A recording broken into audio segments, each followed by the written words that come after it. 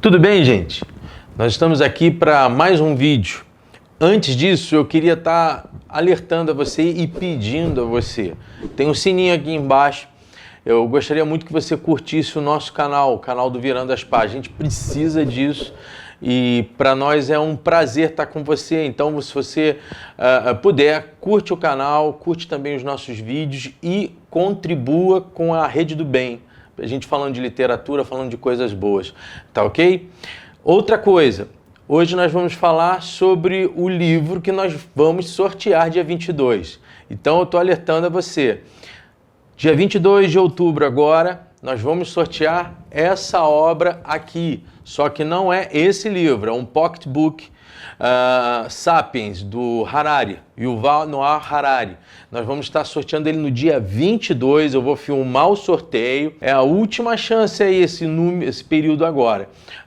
O que você precisa fazer? Você tem que curtir as páginas do Facebook, tanto no Instagram quanto no Facebook. Não é? E mais, você tem que também marcar o nome de 2 amigos teus no Facebook do Virando as Páginas e no Instagram do Virando as Páginas. Depois disso, você tem que curtir o canal. Dia 22 eu vou estar sorteando e vai ser um prazer dar um presente para você, tá bom?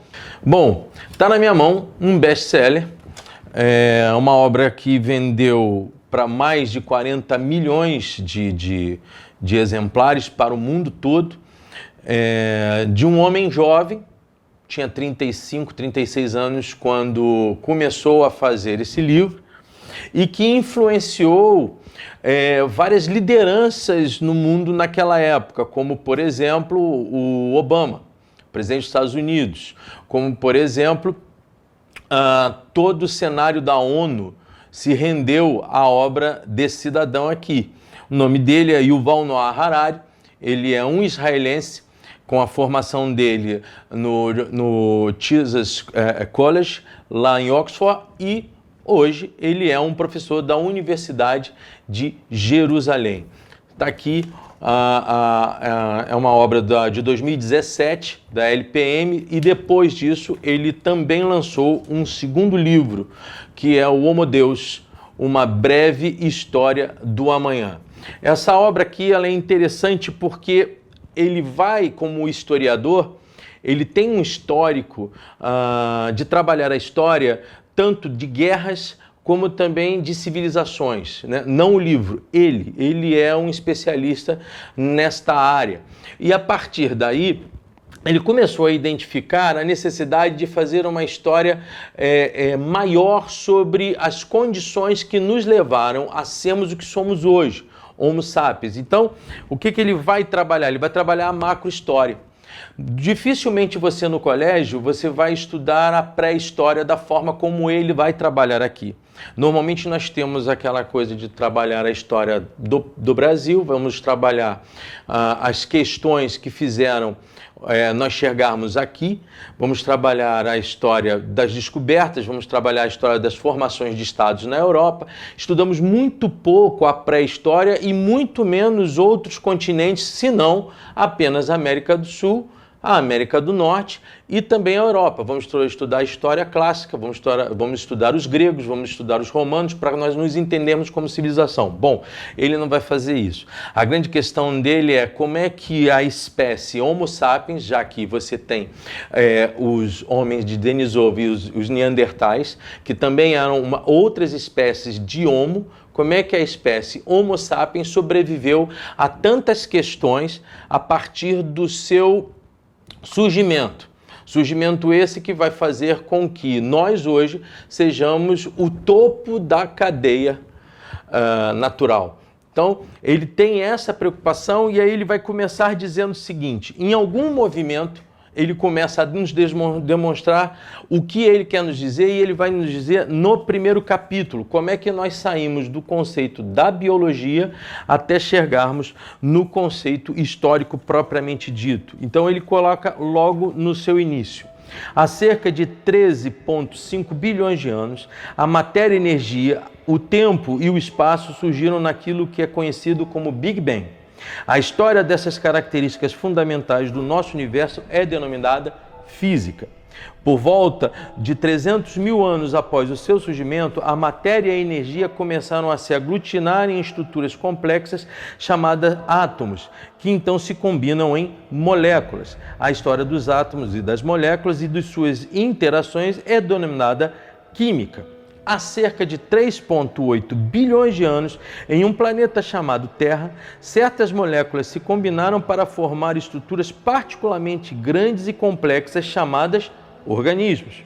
A história dos organismos é denominada biologia. Porém, há 70 mil anos atrás, os organismos pertencentes à espécie Homo sapiens começaram a formar estruturas ainda mais elaboradas, chamadas culturas.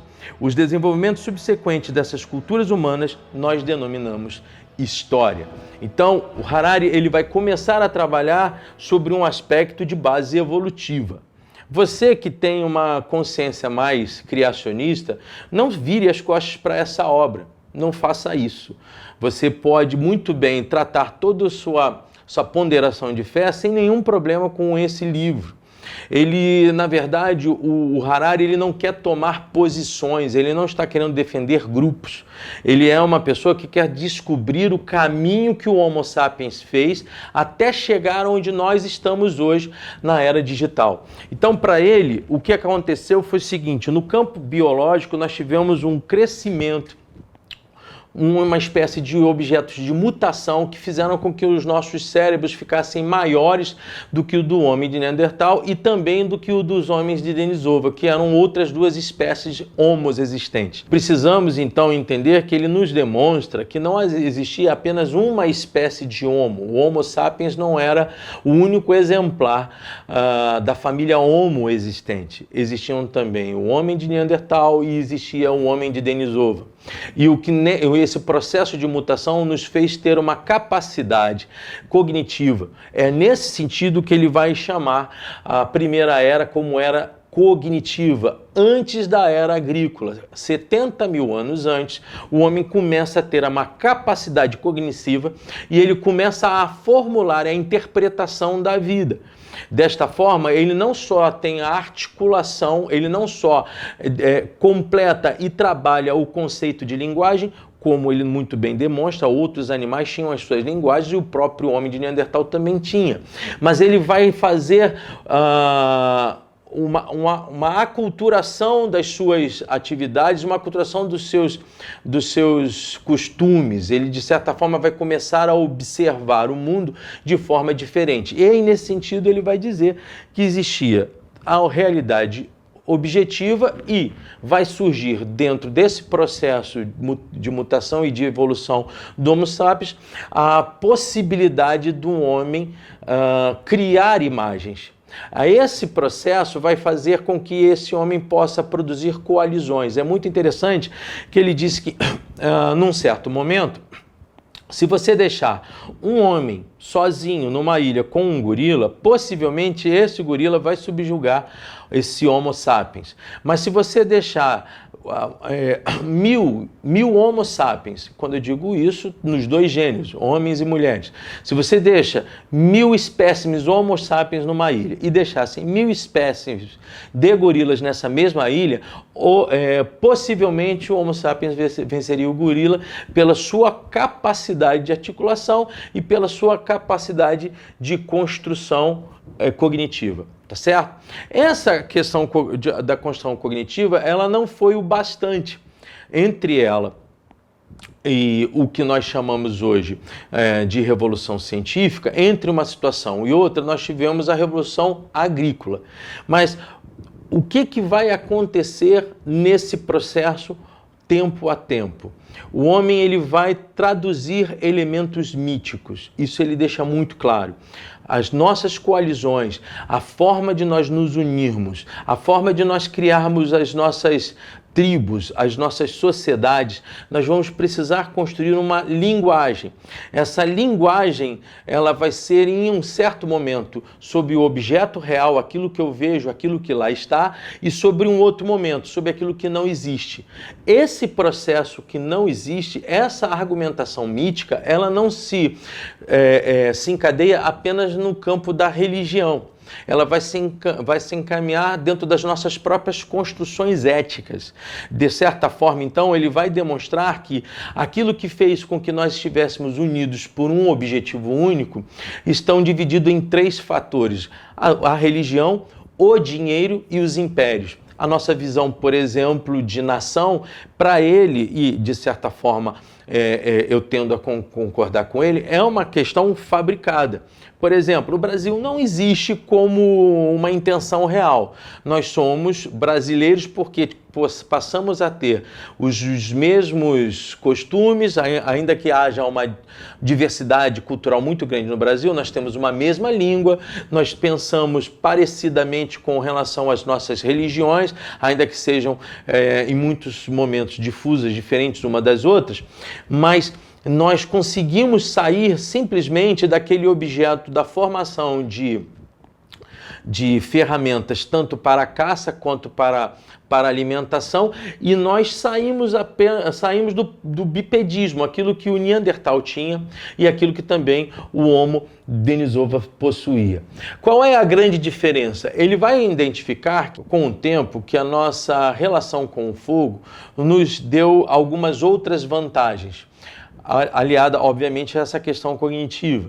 Qual seja, primeiro, se nós já temos a capacidade de fazer coalizões, se nós temos a capacidade de costurar um tecido social, ainda que seja um tecido embrionário da história do Homo sapiens, nós passamos aí a deter com o fogo nas nossas mãos a capacidade de trabalhar a nossa alimentação. Há um outro fenômeno também conosco. Nós deixamos de ser, então, animais caçadores para termos mais tempo para uma outra espécie de ação, que é a ação de coalizão. Nós vamos nos juntar, nós vamos criar grupos de defesa e dentro disso nós não vamos precisar caçar como caçavam os neandertais, nem mesmo como os próprios Homo sapiens caçavam antes. Nós vamos ter tempo para fazer uma alimentação, nós vamos ter tempo para poder cozinhar, nós vamos ter tempo de trabalhar a nossa alimentação de forma diversa que fazíamos antes. Outra coisa que vai nos acontecer, que é justamente nesse período agrícola, é a nossa aproximação, obviamente, de lugares como na Mesopotâmia, perto dos rios. Por exemplo, o rio Eufrates é um exemplo, o rio Nilo é um outro exemplo. Nós vamos poder, então, ter uma relação de convenção de cidades, de convenção de sociedades, nós vamos nos alimentar de forma diferente dos neandertais, nós vamos nos alimentar de forma diferente dos homens de Denisova, nós também vamos nos alimentar de forma diferente dos animais. Havendo então essa ideia de pertencimento com relação ao Homo sapiens, ele também começa a ter uma outra ação um pouco diferente das outras espécies Homo. Qual seja, ele começa a domesticar animais. Então, o gado, o cachorro, por exemplo, e o Harari deixa muito claro que o cachorro soube se adaptar em ser um animal próximo ao homem, fazem com que a perspectiva anterior do Homo sapiens seja subvertida em outros tipos de costumes e outros tipos de ações. Uma coisa que ele deixa muito clara é que nós começamos a ser uma espécie destruidora. Por onde o Homo sapiens passou, ele deixa muito claro, aconteceram diversas extinções de grandes mamíferos na história. Tá certo? Então, essa começa a ser uma das preocupações onde ele vai trabalhar com bastante lucidez. Quando você chega à idade agrícola, ele demonstra que nós começamos a sair daquela região da Eurásia, na verdade da África, e subir tanto para a Ásia quanto para a Europa. Ali começam a ter os choques, por exemplo, com os homens de Neandertal. Ele, inclusive, indica a possibilidade, dentro, inclusive, de estudos antropológicos, de que alguns homens de Neandertal tivessem tido relacionamento com Homo sapiens, gerando novas sociedades e não necessariamente novos tipos de Homo, mas a interação entre a vida, o resultado da vida de uma relação entre homens de Neandertal e Homo sapiens. Mas isso não é uma tese, é uma possibilidade que ele vai discutir. Bom, o que ele me dá como interessante? Eu queria trabalhar com você na página 426. Ele fala uma coisa muito importante. Na verdade, gente, não é nem página 426, é página 403. Conhece-te a ti mesmo. Ele coloca aqui: se a felicidade se baseia em ter sensações agradáveis, para sermos mais felizes precisamos reformular nosso sistema bioquímico. Se a felicidade se baseia em sentir que a vida tem sentido, para sermos mais felizes precisamos nos iludir de maneira mais eficaz. Existe uma terceira alternativa? Ambas as visões anteriores partem do pressuposto de que a felicidade é uma espécie de sensação subjetiva, de prazer ou de sentido, e para avaliar a felicidade das pessoas, tudo o que precisamos fazer é lhes perguntar como eles se sentem. Para muitos de nós isso parece lógico, porque a religião dominante da nossa era é o liberalismo. O liberalismo santifica as sensações subjetivas dos indivíduos. Vê essas sensações como fonte suprema de autoridade. O que é bom e o que é mal, o que é bonito e o que é feio, o que tem a ser e o que não tem de ser, tudo isso é determinado por aquilo que cada um de nós sente. Ele começa a trabalhar mais lá à frente de que nós não somos aquilo que nós pensamos, nós somos aquilo que nós sentimos. E eu acho muito interessante porque qual é a ideia, o que ele está formatando? A partir do momento em que eu começo a sugestionar-me para situações e para realidades não existentes, para algo que eu criei, eu vou também me sugestionar a algumas situações que me são colocadas através dos processos midiáticos.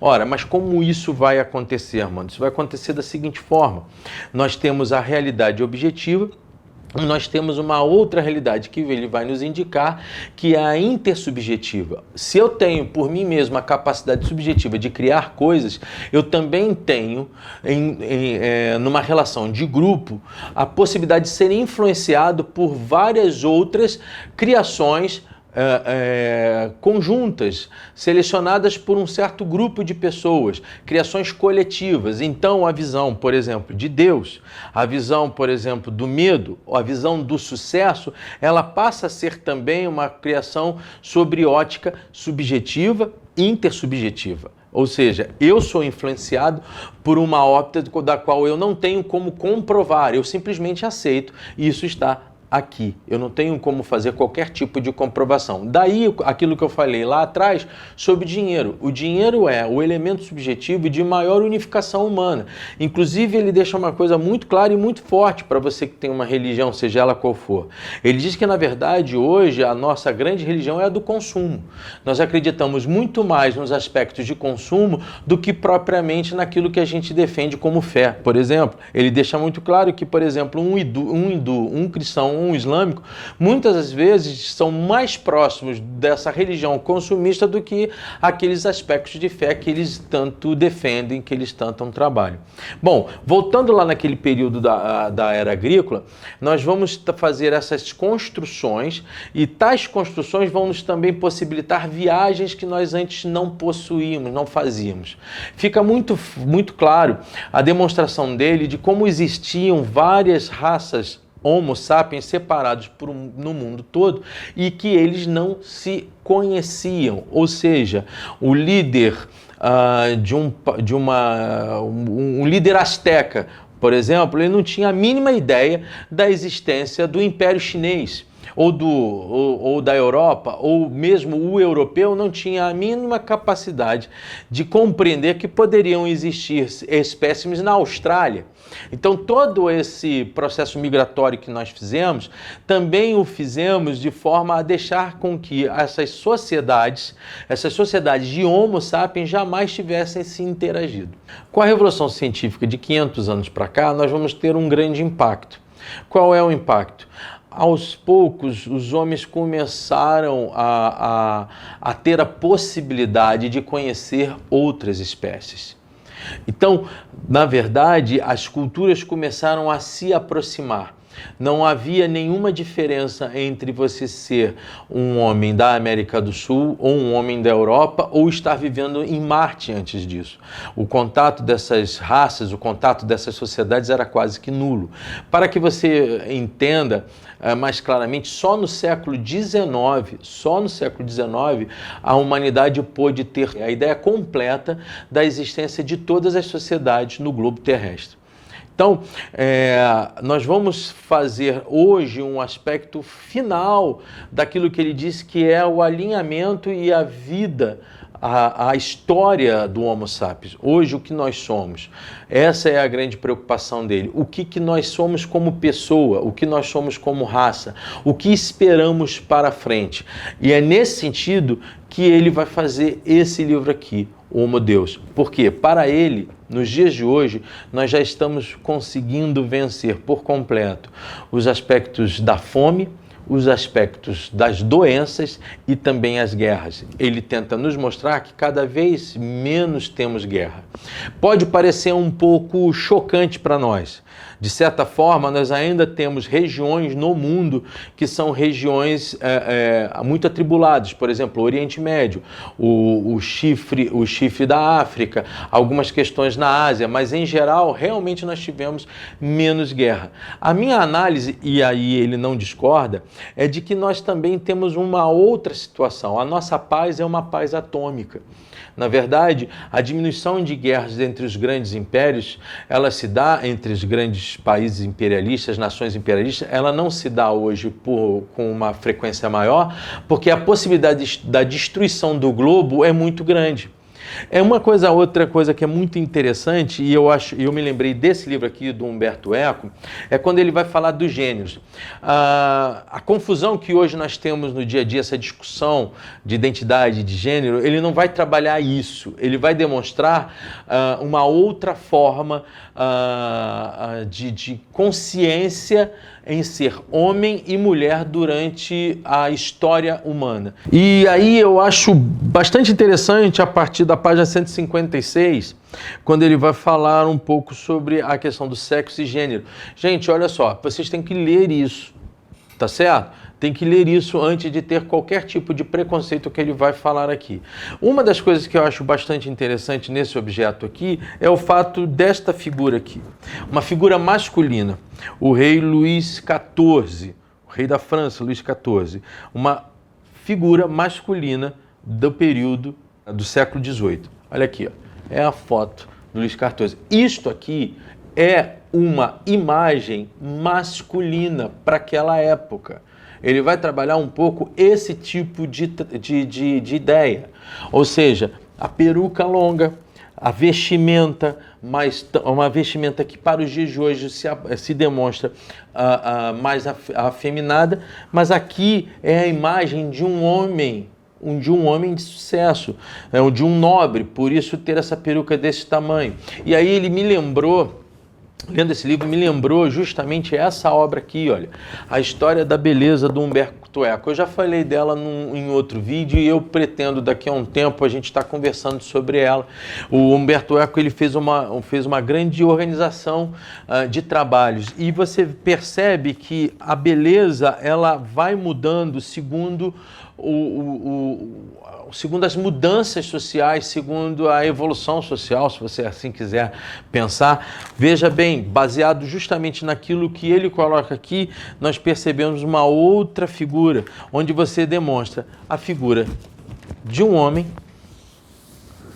Também com vestes para nós hoje seriam vestes muito mais femininas e a figura de uma mulher completamente coberta. Para quem tem maturidade para ler isso e não se coloca preconceituoso a essa situação, vale a pena. Bom, quais são os nossos desafios? O que ele deixa para cá? E aqui eu vou colocar uma reportagem que saiu no G1 agora esta semana, da descoberta da possibilidade da cura do câncer pela FAPESP. Um senhor de 69 anos, totalmente tomado pelo câncer, foi tratado com uma medicina inovadora e ele perdeu, ele conseguiu vencer cerca de 60% dos tumores cancerígenos que ele possuía. O Harari já deixa no último livro, e a gente vai falar no próximo vídeo, porque não dá para estar falando do Harari em um vídeo só, porque já está muito comprido. E aí eu vou querer conversar com você sobre o diálogo do Harari com algumas obras que me foram lembradas como essa aqui. Nós estamos vivendo hoje, então, dentro da concepção do Harari, já o início da era algorítmica, a era digital. Né? Nós estamos com a engenharia biológica, nós estamos com a formatação, com a construção de homens ciborgues, nós mesmos já temos uma adequação com isso. Veja o seu celular, como é que você se integra com o celular e como ele hoje faz parte do teu corpo. Se isso é bom ou ruim, passa a você a analisar. Eu acho que ele pode ser bom, mas eu acho que ele também tem muitas situações negativas. Cabe a nós mesmos avaliar sobre isso. Sobre o aspecto do algoritmo, me assusta muito a ideia de que ele diz que nós poderemos ser escolhidos através de cálculos algorítmicos.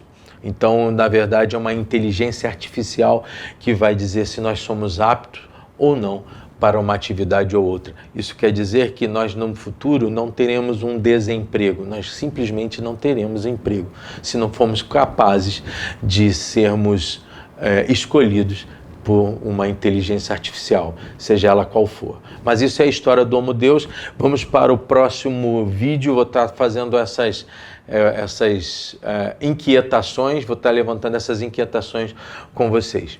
Bom, como eu sempre digo, evolua, supere-se, aprenda mais, ler é bom, virando as páginas. No próximo vídeo nós vamos continuar falando de Harari. Até logo!